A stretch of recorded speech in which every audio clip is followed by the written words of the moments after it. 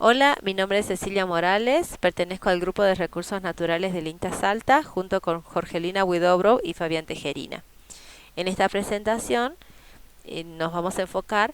en, en un estudio de suelos realizado en el cono del río Mojotoro, localizado en el departamento Güemes de la provincia de Salta. El objetivo del mismo es aportar información referente a la relación suelo-paisaje que existe en el cono aluvial del río Mojotoro y luego enfocarnos en las problemáticas que se dan lugar en la parte distal del cono. Bueno, veamos un poco de teoría. ¿Qué es un abanico aluvial? El abanico se refiere a una acumulación de materiales clásticos que justamente tienen forma de abanico. Esto se da lugar porque ingresa una corriente de agua que viene a una gran velocidad y de repente se topa con un cambio abrupto de pendiente, de tal manera que se produce la distribución de los materiales clásticos en forma de abanico. Vamos a poder observar que en el mismo distinguimos tres grandes áreas. Tenemos un sector proximal, en donde tenemos materiales más bien de textura gruesa que se encuentran inmediatos a la cabecera del abanico. Tenemos un sector medio, un sector en donde vamos a tener granulometría intermedia, y una parte distal en donde es muy común encontrar materiales con una granulometría fina. Entonces vamos a poder observar que si bien el abanico tiene una pendiente menores al 3%, se trata de un ambiente muy heterogéneo, justamente afectado por la distribución de estos tipos de materiales, y en donde además, debido a las diferentes pendientes, a las pequeñas o mínimas alturas, se ven más favorecidos que se den lugar ciertos procesos de formación de suelos que en otros sectores no estaría ocurriendo por el accionar del río. Ahora, esto, si lo podemos ver en el terreno, vamos a ver cómo se concuerda perfectamente con lo que es la carta de suelo en esta región. Porque justamente estamos por ubicarnos en una zona que se trata de un abanico aluvial realizado por la acción del río Mojotoro. Este es el río Mojotoro que tiene este cauce de manera actual. Pero el accionar del mismo es el que dio lugar a todo lo que es este abanico. Si vemos un modelo en 3D del mismo, podemos observar que se trata de una zona en donde las pendientes son inferiores al 3% y se encuentra cercano a las serranías del Mojotoro. Para ubicarnos tenemos que este es el río Mojotoro y acá tenemos las localidades de Campo Santo, del Bordo, y acá esta, la más grande, es la localidad, la ciudad de Güemes.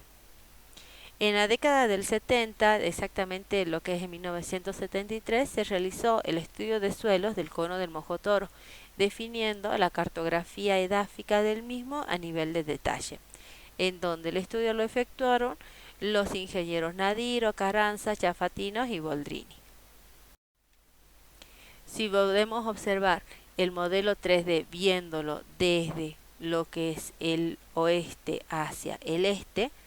vamos a poder ver que la carta de suelos corresponde, podemos observar que estas son las unidades del mismo, en donde tenemos en la parte central una serie con suelos de textura gruesa, tenemos en los alrededores zonas más estables que permitieron un mejor desarrollo de los suelos, y principalmente vamos a poder observar que esta unidad, este no es el color más adecuado, perdón, vamos a poder observar, por ejemplo, que esta unidad se denomina, la clasificaron como un complejo, donde justamente se trata de la parte distal del cono, en donde no se pudieron llegar a distinguir de manera adecuada las series de suelo, debido al detalle de la información y a la complejidad que presenta esta zona. Entonces, si vemos, por ejemplo, un perfil longitudinal con sentido oeste-este del suelo, vamos a poder observar que el comportamiento que las texturas que se dan lugar en el cono influyen en el comportamiento del agua. Todo el agua que cae, que precipita en las zonas, vamos a poder ver que presenta un comportamiento en este sector, en la parte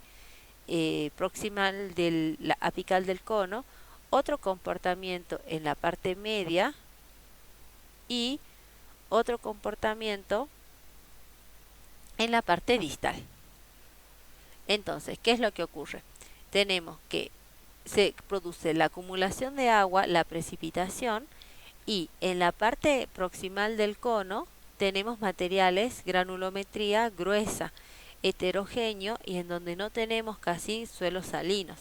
Entonces el agua corre tanto de manera superficial,